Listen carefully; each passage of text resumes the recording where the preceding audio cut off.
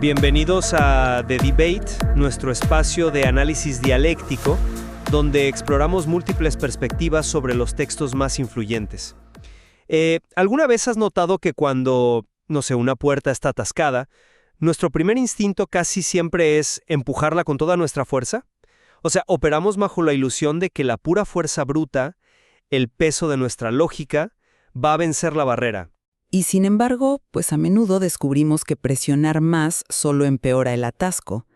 A veces, para liberar el mecanismo, tienes que hacer exactamente lo contrario. Tienes que tirar de la puerta hacia ti, ceder espacio para que el pestillo tenga la holgura necesaria para destrabarse. Exacto. Esa es la metáfora perfecta para lo que enfrentamos al intentar, digamos, navegar la resistencia humana. Hoy nos sumergimos en las aguas profundas de la psicología aplicada a las resoluciones de conflictos, basándonos en los principios del material fuente Never Split the Difference. Y bueno, el dilema central que exploraremos hoy es fascinante. A ver, para destrabar una negociación estancada, el verdadero catalizador es lograr una alineación total mediante la empatía táctica que provoque en tu contraparte un genuino "así es" o "that's right". O, por el contrario, el secreto reside en empoderar a la otra persona invitando estratégicamente un no para garantizar su autonomía psicológica. Es un debate súper profundo sobre los mecanismos de la persuasión frente a la necesidad de seguridad emocional. Porque fíjate, estamos hablando de dinámicas invisibles que operan en cada interacción humana. Mi postura aquí es que ninguna empatía táctica funciona realmente si antes no se otorga lo que podríamos llamar el derecho a veto.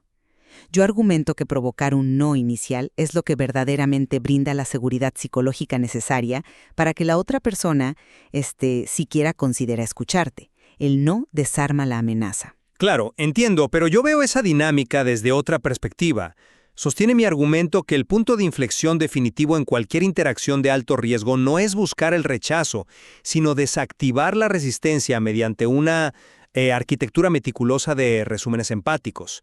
El objetivo es mapear la realidad del otro con tanta precisión que los fuerzas de manera completamente natural a decir "así es". Permíteme explicarte el mecanismo subyacente de por qué esto es tan crucial. O sea, la mayoría de las personas, especialmente, los profesionales jóvenes en el entorno corporativo que intentan negociar con clientes difíciles, buscan afirmación mediante la pura lógica argumentativa. Tratan de convencer. Ajá. Creen que tener los mejores datos es suficiente. Tal cual. Y cuando intentas convencer con pura lógica, el resultado suele ser la respuesta más desastrosa y engañosa que puedes recibir en la vida, que es "tienes razón". Sí, una frase que suena a victoria total, pero que en realidad es una derrota encubierta. Exactamente. El texto relata una historia muy ilustrativa sobre el hijo del autor, Brandon. Él era un jugador de fútbol americano adolescente, muy físico, que tenía el mal hábito de golpear a los oponentes en lugar de bloquearlos correctamente. Su padre y su entrenador se sentaban con él, le mostraban videos, le explicaban la biomecánica y trataban de convencerlo con lógica irrefutable de por qué debía cambiar su técnica. ¿Y qué respondía Brandon? "Tienes razón". Y me imagino que no cambiaba nada. Nada. Al día siguiente en el campo de juego seguía haciendo lo mismo. ¿Por qué? Porque "tienes razón" no es una señal de acuerdo genuino, es una vía de escape, es la frase que usamos para que la otra persona se calle y nos deje en paz. Claro, es el sí, ya te oí, familiar. Exacto. Es una validación puramente teórica, sin ninguna apropiación real del concepto. En cambio, cuando cambias el enfoque, cuando dejas de intentar inyectar tu lógica y en su lugar resumes la visión del mundo de la contraparte tan perfectamente que te dicen "así es", bueno, la dinámica cognitiva cambia por completo. La persona percibe la solución no como una imposición externa, sino como una epifanía propia. El "así es" señala que has alterado su percepción de la realidad. A ver, comprendo la elegancia de buscar esa epifanía, y estoy segura de que la historia de Brandon ilustra perfectamente la inutilidad del "tienes razón".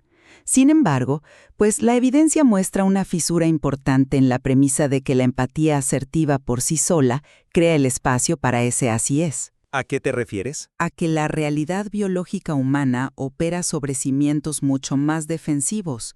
El material cita a Jim Camp y su brillante concepto del derecho a veto. Cuando tú buscas cualquier forma de afirmación inicial, incluso si es un resumen empático que busca un así es, inevitablemente pones a tu contraparte a la defensiva. ¿Incluso si eres empático? Sí, porque evolutivamente el ser humano asocia el acuerdo con la pérdida de autonomía. Imagínate a un vendedor telefónico que te llama y te pregunta, ¿le gusta que su familia beba agua limpia? Lógicamente la respuesta es sí, pero tu sistema nervioso se altera de inmediato. Ah, claro. El clásico sentimiento de ser acorralado por las microafirmaciones. Es una técnica de venta súper ochentera. Exacto. Y sigue siendo la razón por la que la gente levanta muros de titanio ante cualquier intento de acuerdo. Por eso, permitir e incluso, digamos, provocar deliberadamente que la contraparte diga no desde el principio es lo que realmente relaja la amígdala, el centro procesador del miedo en el cerebro. El no es el fin de la negociación, o sea, es el verdadero inicio. Al decir no, la persona siente que tiene el control de su territorio, siente que tiene derecho a veto sobre lo que está ocurriendo. Te conviertes en alguien seguro con quien hablar, precisamente porque acabas de demostrar que no vas a forzar un sí. Solo cuando esa protección contra la coerción está garantizada, la contraparte desactiva sus alarmas de amenaza lo suficiente como para procesar cognitivamente cualquier empatía que le ofrezcas. Bueno, esa es una distinción fascinante sobre la seguridad psicológica, pero creo que tu argumento asume que las personas están en control de sus procesos cognitivos desde el momento en que inicia la interacción, y la neurociencia sugiere lo contrario. Para entender por qué necesitamos llegar a la así es, primero debemos entender el caos mental de un conflicto. A ver. Retomemos la investigación del psicólogo George A. Miller sobre las limitaciones de nuestra memoria de trabajo. Miller mostró que nuestra mente consciente solo puede retener y procesar simultáneamente alrededor de 7 piezas de información. En un conflicto, ese límite se desborda inmediatamente. El material describe este fenómeno como una esquizofrenia de la negociación. Tienes la voz de la otra persona hablando, tu propia voz interna pensando en tu próximo argumento, y esas mismas dos voces operando simultáneamente en la cabeza de tu contraparte. Sí, son 4 monólogos compitiendo por un ancho de banda cognitivo muy limitado. Exactamente, hay una sobrecarga tremenda del sistema. Y cuando intentamos convencer en lugar de comprender, estamos ignorando por completo la teoría de los sistemas de pensamiento de Daniel Kahneman. En medio de ese ruido, el cerebro abandona el sistema 2, que es el racional y analítico, y se refugia en el sistema 1, que es nuestra mente instintiva, rápida y superemocional. Claro, el modo supervivencia. Tal cual. Intentar usar la lógica pura o incluso invitar un rechazo estratégico con alguien que experimenta esta esquizofrenia es como intentar abrir un programa de software inmenso cuando la memoria RAM de tu computadora ya está al 100% de su capacidad. El sistema simplemente se congela. No puedes llegar a ninguna negociación productiva, ni siquiera a un no que trace límites útiles, si primero no liberas esa memoria RAM. ¿Y tú dices que la así es hace eso? Completamente.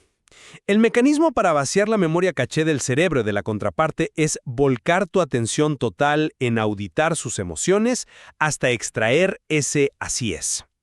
Esa frase es el sonido literal del sistema reiniciándose.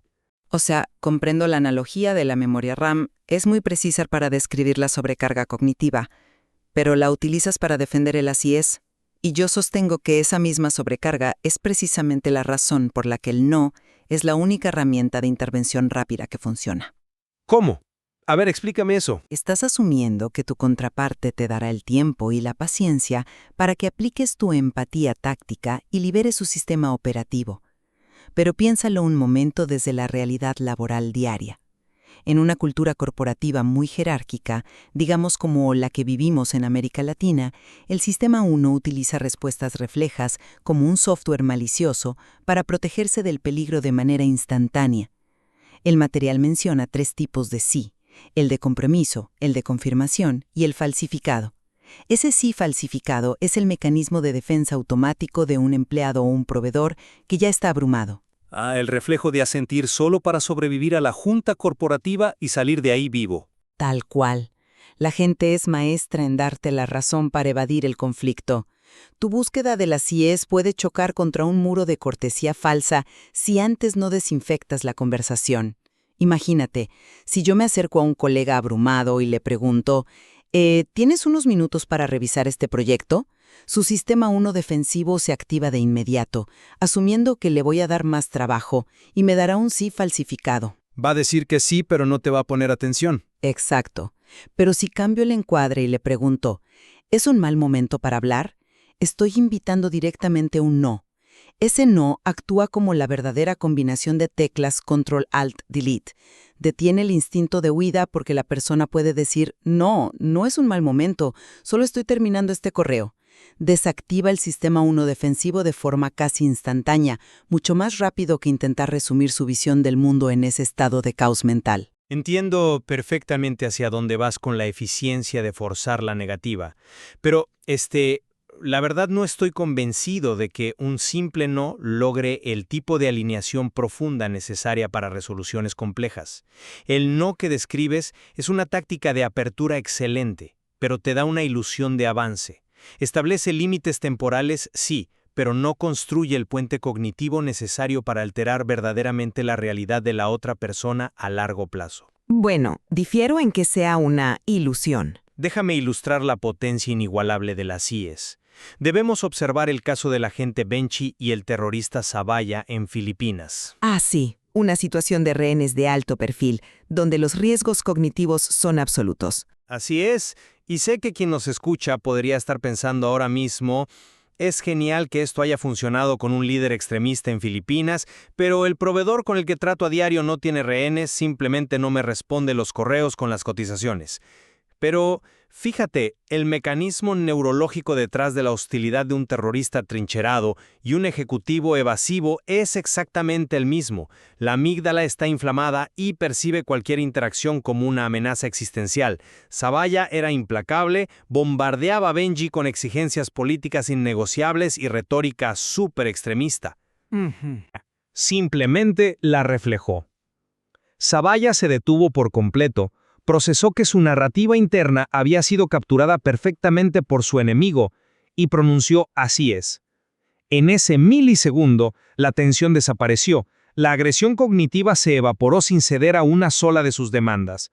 Te pregunto, desde tu postura, ¿acaso un no defensivo habría logrado ese nivel de compenetración que desarma por completo la hostilidad de un cerebro atrincherado? El logro de Benji es sin duda un testimonio innegable del poder de la escucha activa. Pero estás pasando por alto la estructura de la resistencia. Has tocado la palabra clave sin darle el peso que merece, que es el cerebro atrincherado. La resistencia activa de alguien como Zavalla o, no sé, de un director general que se niega a aprobar un presupuesto, no se disipa de manera sostenida simplemente por sentirse escuchado. Requiere superar lo que el psicólogo Kevin Dotton llama la incredulidad, o unbelief. ¿Incredulidad en qué sentido? En que la incredulidad no es solo escepticismo pasivo, o sea, es la resistencia activa a cualquier información, propuesta o validación que provenga de la otra parte. Es una armadura cognitiva. ¿Y cómo sugieres que se perfora esa armadura, si no es demostrando una comprensión absoluta de la realidad de esa persona? Pues otorgando la ilusión de control absoluto. Y nada otorga más soberanía sobre el propio entorno que el poder de la negación. Forzar un no obliga a la mente a pausar, salir de su incredulidad y reevaluar la situación de forma segura. A ver, imagínate esta situación en el caso corporativo que mencionaste. Tienes un cliente clave que te ha aplicado la ley del hielo. Ha dejado de contestar tus llamadas por semanas. Si le envías un correo larguísimo y súper empático, resumiendo sus aparentes problemas y buscando que diga así es, probablemente ni siquiera termine de leerlo. Lo tira a la basura mental. Exacto. Su incredulidad filtrará el correo como ruido molesto. Pero si le envías una sola línea diciendo, ¿te has dado por vencido con este proyecto? Estás provocando un no de manera deliberada. La persona leerá eso y su necesidad de autonomía evolutiva gritará, no, no me he dado por vencido, simplemente he tenido una semana infernal. Y te responderá de inmediato. El no rompe la incredulidad y la inercia mucho más rápido que la validación empática, porque garantiza la supervivencia emocional. Le dice a la amígdala del cliente, tú tienes el control de cuándo terminar esto. Y ante de la negación, eso lo reconozco totalmente. Ese correo de una sola línea es una herramienta de reactivación fenomenal. Sin embargo, yo enmarcaría la dinámica de otra manera.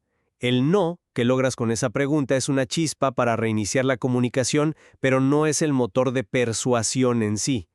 El verdadero cambio de comportamiento requiere una aplicación secuencial, casi arquitectónica de las herramientas de empatía. No puedes llegar al núcleo de un conflicto puramente a base de fricción, y es aquí donde debemos explicar el cómo se construye un así es. Las tácticas específicas. Exacto. No es solo hacer buenos resúmenes. Comienza con la biología más fundamental, como el tono de voz. Hablas del impacto fisiológico del sonido antes de que las palabras siquiera se procesen, ¿no? Exactamente, basándonos en la regla de Mehrabian, donde la gran mayoría de nuestra comunicación en situaciones de conflicto es no verbal y tonal. El material nos introduce al tono del locutor de radio de FM nocturno. Una voz profunda, con una inflexión descendente y un ritmo pausado. ¿Por qué funciona esto? Porque la inflexión hacia abajo señala certeza y calma sin dominancia. Biológicamente, esto reduce la frecuencia cardíaca del oyente a través del nervio vago, y una vez que estabiliza su fisiología, aplicas el mirroring o reflejo verbal, que consiste en repetir las últimas 3 palabras críticas que la persona acaba de decir.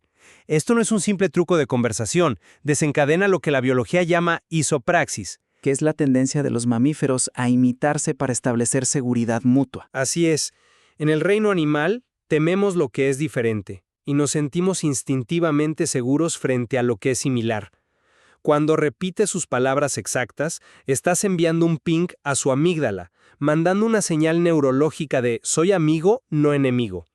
Es literalmente el equivalente verbal de un perro moviendo la cola de manera amistosa. Luego rematas esta arquitectura con la etiqueta emocional.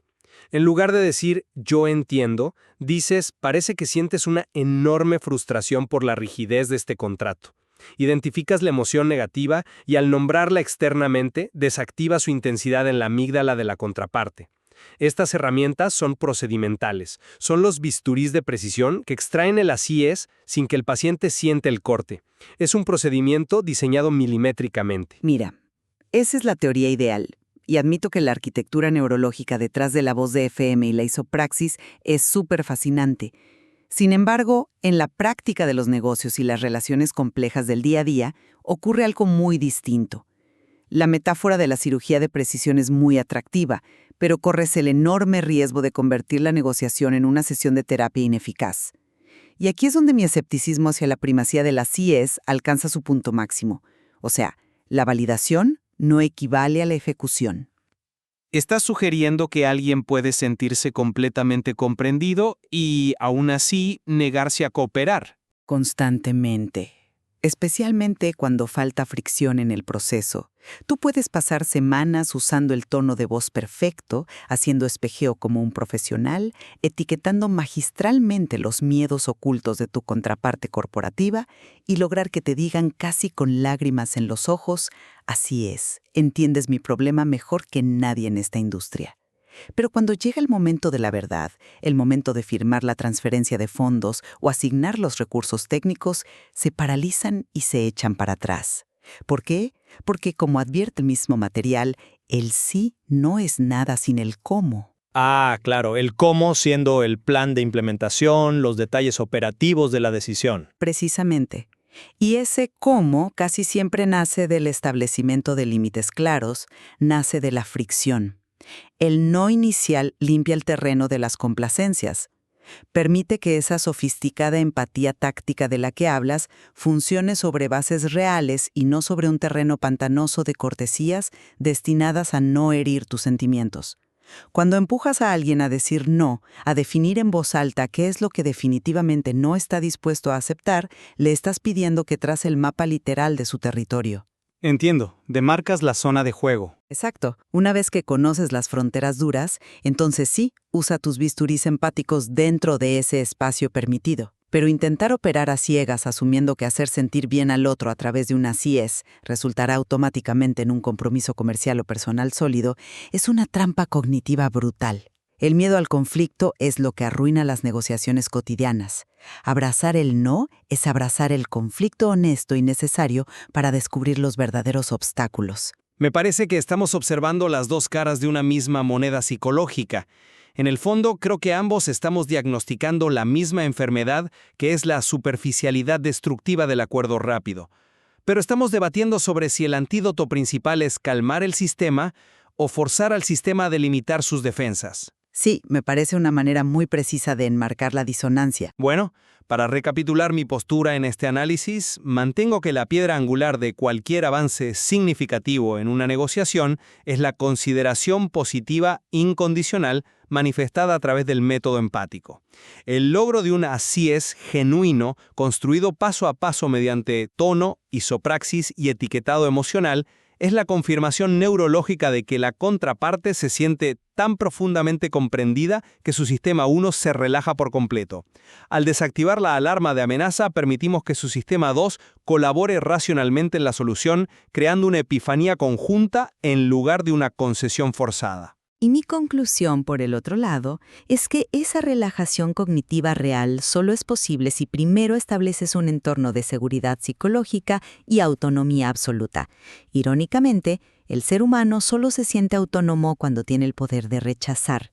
Incentivar y celebrar el no rompe la parálisis de la incredulidad, protege al individuo del miedo primario al cambio y sinceramente es el único antídoto verdaderamente efectivo contra ese falso y complaciente tienes razón que plaga nuestras oficinas y hogares. El no traza el mapa sobre el cual la empatía puede finalmente hacer su trabajo de forma segura. Totalmente. Hay áreas de innegable convergencia entre nuestras perspectivas. Ambos coincidimos, alineados con el material, en que el instinto tradicional de buscar el sí rápido para asegurar un trato o conformarse con el mortífero tienes razón es destructivo, engañoso y en última instancia una gran pérdida de tiempo para ambas partes. Completamente de acuerdo. Donde mantenemos una sana divergencia es en el peso específico de los mecanismos que disipan la resistencia. Tú defiendes que la validación total que captura la narrativa interna del otro desactiva la amenaza de raíz. Yo mantengo que es el empoderamiento defensivo de la autonomía, a través de la negación, lo que desarma la resistencia y permite construir el camino hacia el verdadero cómo. Esta dinámica invisible que hemos explorado hoy es verdaderamente transformadora. Entender que nuestro cerebro primitivo dicta nuestras respuestas en reuniones de alta gerencia o pláticas familiares, tanto como lo hace en situaciones de crisis extremas, cambia radicalmente la manera en que gestionamos nuestros conflictos diarios. Ya sea que estés intentando cerrar un contrato corporativo complejo, tratando de que un proveedor cumpla sus tiempos de entrega, o simplemente intentando tener una conversación honesta con tu pareja sin que escale. Y esto nos recuerda que todavía hay un vasto territorio por explorar en este material sobre lo que verdaderamente motiva las decisiones humanas. Absolutamente.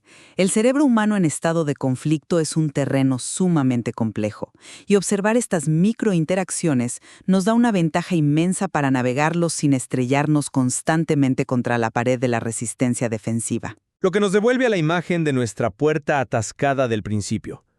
La próxima vez que te encuentres frente a la aparente terquedad inamovible de otra persona, antes de empujar con todo el peso de tus argumentos y tu lógica impecable, fíjate, pregúntate, si no sería más efectivo detenerte, retroceder un paso e invitar a la holgura en el mecanismo, ya sea guiándolos hacia un profundo así es, o invitándolos a pronunciar un no protector.